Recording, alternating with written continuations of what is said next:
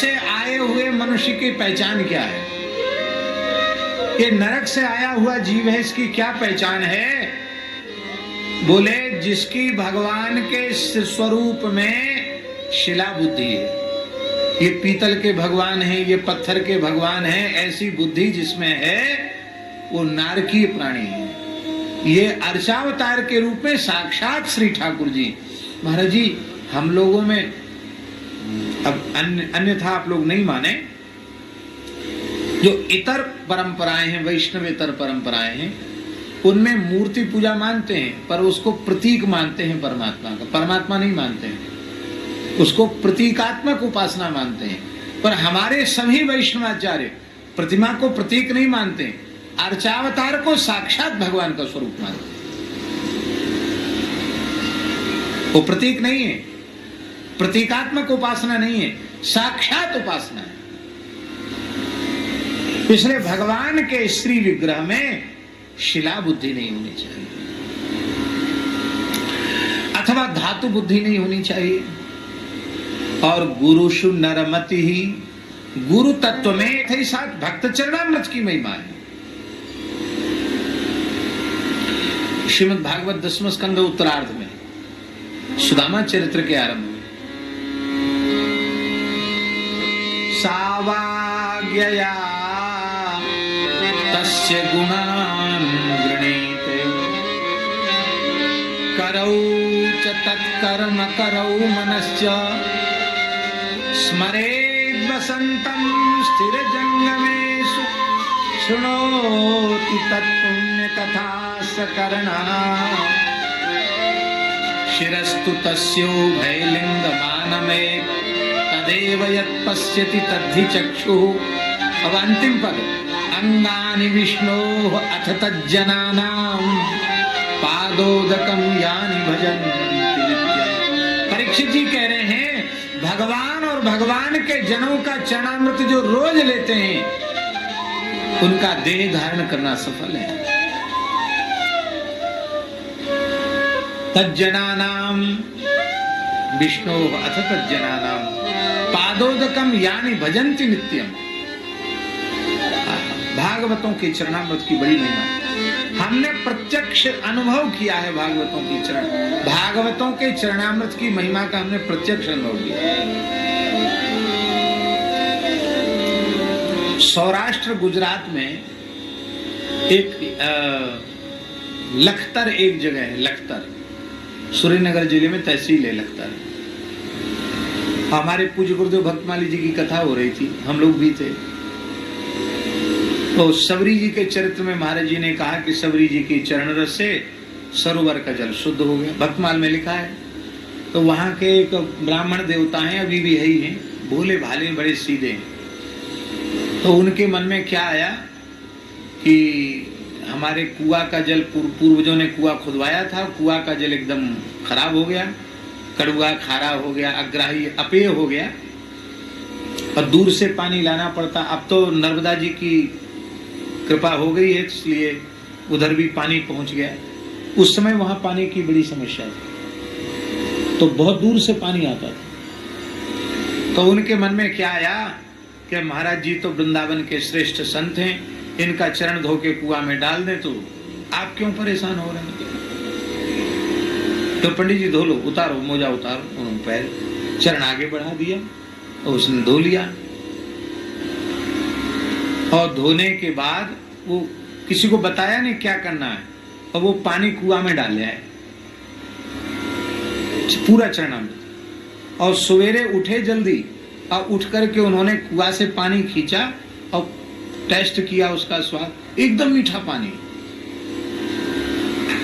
कुल्ला न कर सके वो पानी मीठा हो गया, हल्ला मच गया, भीड़ इकट्ठी हो गई कुआं पे। महाराज चमत्कार हो गया, बड़ी भीड़ इकट्ठी हो गई, बड़ा भारी चमत्कार था।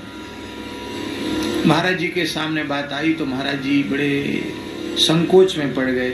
बोले पंडित जी ये सब झूठी मूठी बातों का प्रचार मत करो, एक ब्राह्मण की सरल श्रद्धा की महिमा है, मेरे पैर की कोई विशेषता नहीं है, हम तो सामान्य मनुष्य हैं, कलयुगी प्राणी हैं, हमारे पैर की क्या महिमा, हमें पता होता हमारे पैर की इतनी महिमा है। महाराज जी बोले तो हमने इससे कुछ पैसा कमा लिया होता।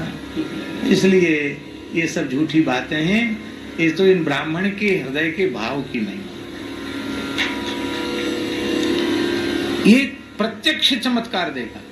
एक बालक को डॉक्टर ने मृत घोषित कर दिया। एक बुंदेलखंड के गांव की घटना है आचार्य जी। और वहां एक नारायण दास माते करके वैष्णव थे, बहुत अच्छे गृहस्थ भक्त थे। उन्होंने कहा कि कोई बात नहीं, बालक मर गया तो मर गया, हम चरणामृत महाराज का देते। महाराज का चरण धोकर चरण डाला, मेरे सामने उस बालक के नेत्र खोल दिए, जिसको अच्छे डॉक्टर देख के कह चुके थे कि भले ही उसको आगे बड़े शहर में ले जाओ, पर बालक में कुछ बचा नहीं। बालक के शरीर में चेतना पुनः आ गई। और महाराज जी के पता नहीं मुंह से क्या निकला, बोले अब इस बालक का नाम बदल दो, नया नाम रख दो। महाराज जी बोले, महाराज कौन सा नाम रखें? महाराज जी बोले इसका नाम जानकी शरण रख दो।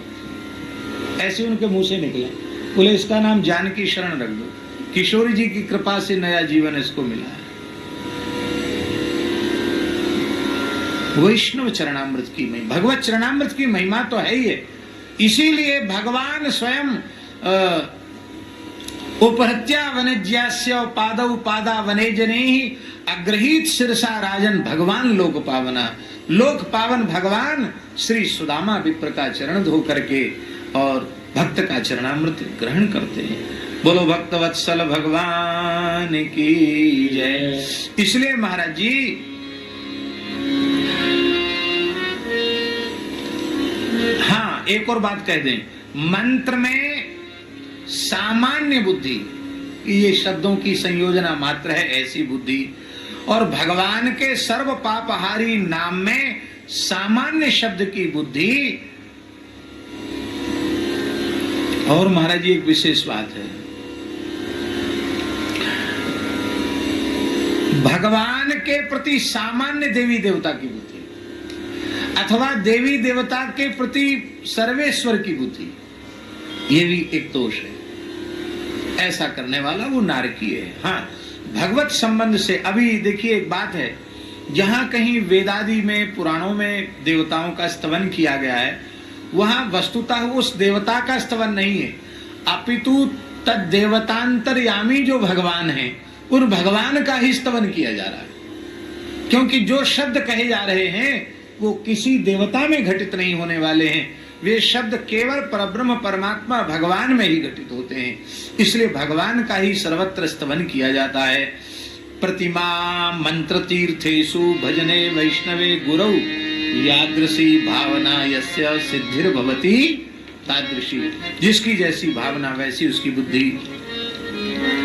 ब्राह्मण क्षत्रियो वैश्य शूद्रो वा यदि वेतरः विष्णु भक्ति समायुक्तो गेय सर्वोत्तमस्य। स्कंद पुराण में लिखा है, ब्राह्मण हो, क्षत्रिय हो, वैश्य हो, शूद्र हो, इतर हो।